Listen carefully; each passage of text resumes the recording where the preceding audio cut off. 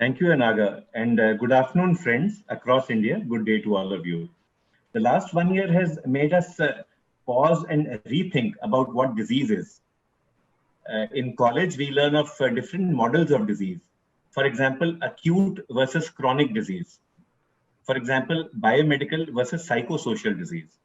But COVID has made us sort of rethink and reanalyze all this. So perhaps we'll begin with Dr. Vinny Kantru. Dr. Vinny Kantru is a pulmonologist at Apollo Hospital in New Delhi. Dr. Vinny, I had always thought that viral infections are acute infections. Is that correct? Or is COVID a long-term infection? Why do we use the word long COVID? Yes, Dr. Sanjay Kalra, thank you for a very nice introduction. Actually, all the respiratory virus which we know of, they cause a short-term illness, except for certain people who go on to develop an ARDS and who go on to the ICU. But apart from that, it is just a flu-like illness, and people get better in 7 to 10 days. But COVID has been a completely different scenario where we are encountering people who are not only getting respiratory problems. In addition to the involvement of respiratory system, this system does involve other systems of the body, which includes neuromuscular, which includes cardiac, neurological, musculoskeletal, and mental, as well as psychosocial aspects of your life. So apart from this disease, which takes you down for a period of about 3 weeks, it does linger on for more than about 3 weeks, when it is known as long COVID. So long COVID at present moment is defined by persistence of symptoms or appearance of new symptoms after you have had your COVID beyond 21 days or 3 weeks. This is long COVID, and the short COVID is the one when you get few symptoms in the first 5 days or first week's time, and then these symptoms settle down in about 10 days time. So this is how we define long COVID at the moment, because as long as we get new resource available from our research further on, we may add on or subtract from these definitions. Thanks. So I guess it's just like a definition of PUO, pyrexia of unknown origin, or of chronic cough. We do have timelines for these, or for subacute and acute and chronic fevers. So I guess the same way, this is our current state, like you said, and things might change a few months, a year from now. But as of now, Dr. Hitesh is an internist at New Delhi. Dr. Hitesh, I know that you've been seeing short COVID as well as long COVID patients both in your clinic. Offhand, would you know what the latest statistics are? How many COVID patients are there in India right now? How many have recovered? And is there any way of finding out what percentage of them continue to have symptoms after they have officially recovered? So if we go by the data, as per the data, the total number of patients that we have, I think yesterday it was somewhere close to about 7.8 million that we have in India.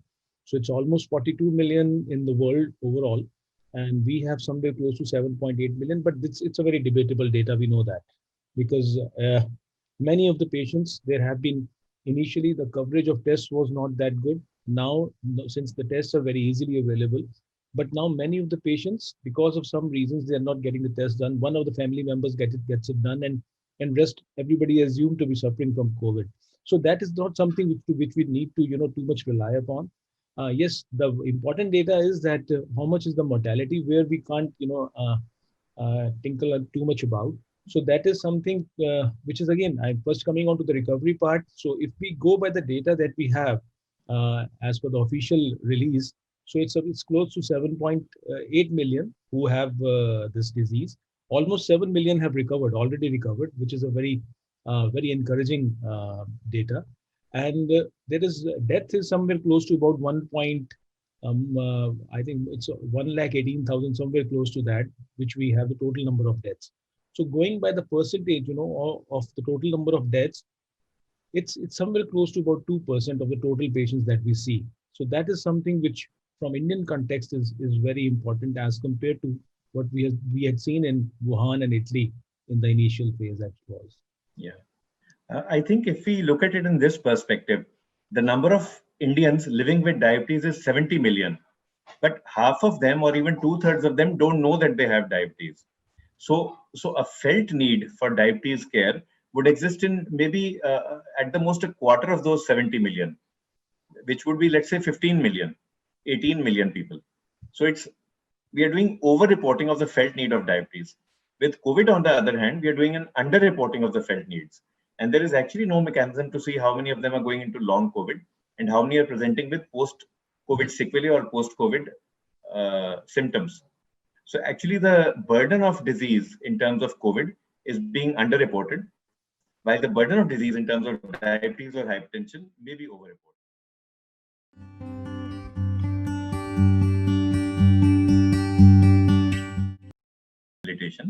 So a few questions for you all put together. Dr. Surajit Dev Burma says that he has heard that patients can present even after 3 to 4 months of acute COVID infection with respiratory dysfunction. Is this correct? Other questions are, what kind of respiratory rehabilitation is required after recovery from COVID? And then there's another question. Suppose the patient is admitted in the ICU. I have done the best possible. SpO2 is not going up. Is there a term like refractory COVID? And how do we handle such patients who cannot be weaned off oxygen? What kind of rehabilitation can we offer to these patients? Yeah, as the first question goes, they have asked that after 3-4 months of having COVID, can they represent in the outpatient to you with certain kind of symptoms? The answer is yes, especially those who have gone on to oxygen, who have required oxygen during their illness are most likely to come to you in the outpatient. Not only after 3-4 months, but they will be coming to again and again with different kinds of problems, because the hypoxia which happens at the time of disease does lead to a lot of problems, including the muscles, the brain, and the respiratory system as a whole. So the more the number of organ failures, the more prolonged the disease will be, because the systems will take a lot of time to recover. At the moment in India, we at our center have seen about I think 2,000, close to 2,000 patients, and those patients who go onto the ventilator, they are very hard to come out of the ventilator, and I would say about 50% of them only come out of the ventilator, and they do take a lot of time to recover. Once these patients go home, they would not come to you after 3-4 months. Instead, you'll have to follow them very closely, because they go on to their home on oxygen therapy. We have not been able to wean them off oxygen very quickly. This is because of the post-COVID fibrosis, which was one of the questions. What is the sequelae in terms of, when somebody is not able to wean off the oxygen? So I would say hypoxia is the problem with these patients, especially with the fibrosis setting in. This fibrosis may be short-term, or it may go on to the long-term scarring of lungs, which we have seen in our patients. Mostly the moderate symptomatology patients who have oxygen levels more than 92, they go on to the short-term ground glassing, which we call in medical terms. When you do their CT scans, you will find the ground glassing, especially subpleural and peripheral. These people, they take about 5 to 6 weeks to recover from this illness, and they may go on to the oxygen for this longer time. After that, slowly and gradually, they are weaned off the oxygen, and they get better with time, especially with graded exercise. Apart from this, those who have fibrotic and scarring kind of a disease, and who had extensive disease at presentation, which is measured in terms of CT scoring. So the more the fibrosis, more they will take time to get weaned off from the oxygen. These would be the ones which you would be seeing in 3 to 4 months time. And these are the ones who would actually need respiratory rehabilitation. So here comes the role of respiratory rehabilitation, which is defined as a multidisciplinary approach to all these problems which these patients might have in terms of hypoxia, musculoskeletal involvement, cognitive defects, psychosocial problems, psychological issues, and any organ failures. So you give them a multidisciplinary approach depending upon the predominant organ involved, which is respiratory most of the times for hypoxic patients. And they are taken on to rehabilitation programs in terms of graded exercise, as well as cognitive therapy, and any organic causes, if that is the deterrent in getting them better onto their feet. So you would have to rule out certain issues with them if they have any cardiac involvement, if it is the renal system which is involved, which is not getting your patient better. The patient may have fluid overload happening, they may have pulmonary embolism happening. So you have to rule out those organic causes and then put them on to rehabilitation programs.